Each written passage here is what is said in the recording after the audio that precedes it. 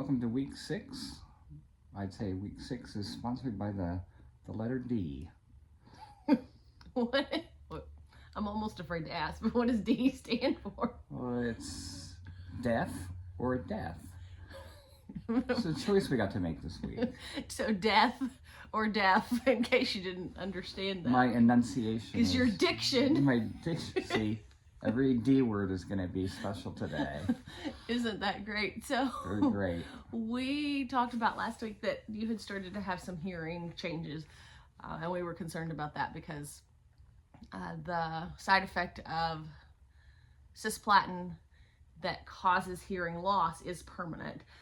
So basically the drug kills the cells in your cochlea the same way it kills the cells in cancer. So it does the same thing. Mm-hmm. It goes in and destroys their DNA, and that doesn't come back. You can't, it's permanent. Mm-hmm. And so we were really concerned about that, and concerned enough about it that kind of went into treatment this week and said, I'm not so sure that we really want to do this treatment. I think we had a good run. We did as good as we could.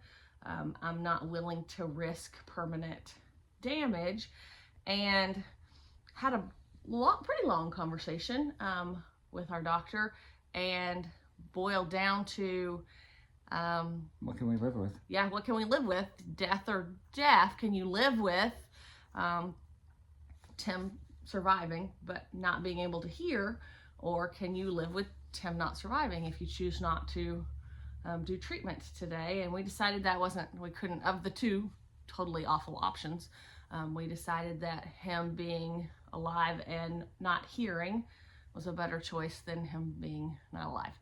So we did treatment pretty reluctantly on Monday, and I guess it turned out pretty great that we did that, because one thing that we had done that I'm so grateful for, so happy that we did, is before we started treatment, we requested a baseline hearing test. And so we went and got a hearing test, knowing that number one, the chemo does have a ototoxicity, that it's harmful to the ears, and that you were going to be getting radiation right next to your ear. There was just a lot of risk, hearing risk. And so we wanted to know where we were starting. That was an important thing. So Wednesday we went and saw the audiologist, and they did another hearing test, which I was really scared about, because I was really anticipating that we were going to see hearing loss, and we didn't. So that's fantastic. Again, I'm a bad self-reporter, I guess, huh? Well, no, because what we, of course, have learned all kinds of things about hearing, and there's conductive hearing loss, and there's sensorineural hearing loss. So basically, is the hearing loss on the outside of the ear, anything that's kind of outer or middle ear, or is it the inside part of the ear where the bones rattle and conduct sound? And so you do have some conductive hearing changes. There's no loss. There's no nothing that's detectable on the test, but your ear is stuffy. Because of course it is, because they're shooting stuff at it all the time. Swollen in there. So it's swollen, so it feels weird, but it's still working correctly. Correct. So we made a good decision to do treatment on Monday. So that was your 6th chemotherapy treatment. Yeah, and we did the test on Wednesday, and then on Friday, our doctor added a round of fluids to us. So we're hoping that helps make things a little easier as we go through. Yeah. Only challenge that I see is it was only fluids, so we'll see how that works out. You didn't get any steroids, didn't get any anesthesia, and you are feeling pretty generally crappy. Yeah.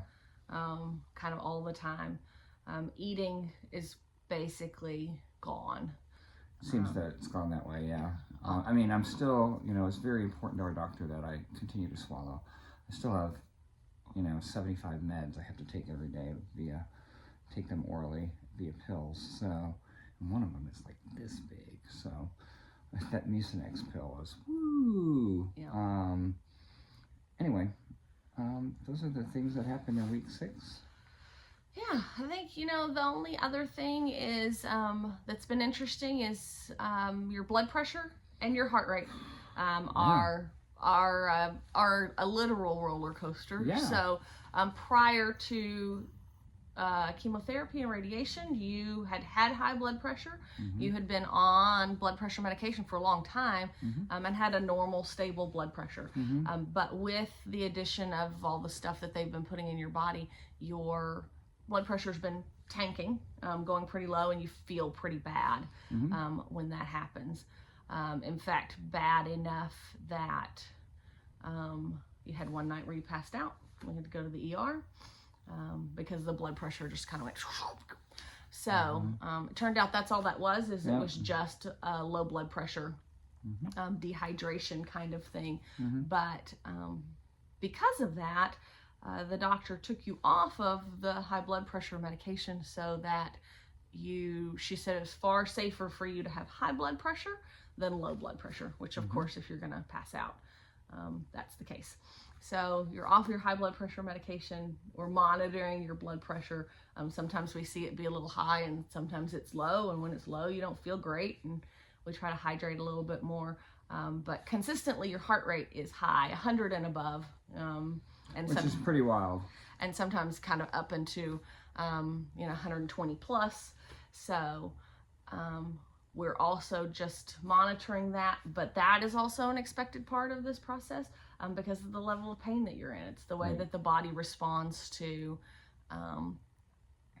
pain is to increase your heart rate. And so it definitely tells us the amount of stress that your body is under, that there's a good amount of stress. So, and I think this week your throat is starting to get more raw. Sure is. Which is why I'm talking more. But usually I'm a pretty big talker, so I don't know if it's actually that changed. But well, I mean, that's a big challenge for us just in general, because I'm usually a big talker. Yeah. And for me to be quiet, you're like, hello, am I here alone? Yes. Kind of thing. So we do you do more talking at me than talking with me. Huh? Well, we have sounds of silence a lot more often now. Which to some of you who know us would be golden, but for us, it's not. It's different. It's totally different. So that's week 6. We've got one more week, and really just a short week. Yeah. Next week you have you'll be eligible for treatment on Monday. I am saying no to that already. I think 6 weeks is enough. The optimum dose for cisplatin is 210 milliliters per microgram or whatever, blah blah blah, 210, and you're at 240. So you have exceeded the optimum dose. There isn't another reason, in my opinion, for you to have that treatment, especially since it's a short radiation treatment. And the whole purpose of the chemo is to boost the radiation, and you only have 3 more treatments, 3 more radiation treatments. 1 on Monday and 2 on Tuesday. 2 on Christmas Eve. 2 on Christmas Eve, and then and then treatment is complete. Yep. Very good. That's where we are.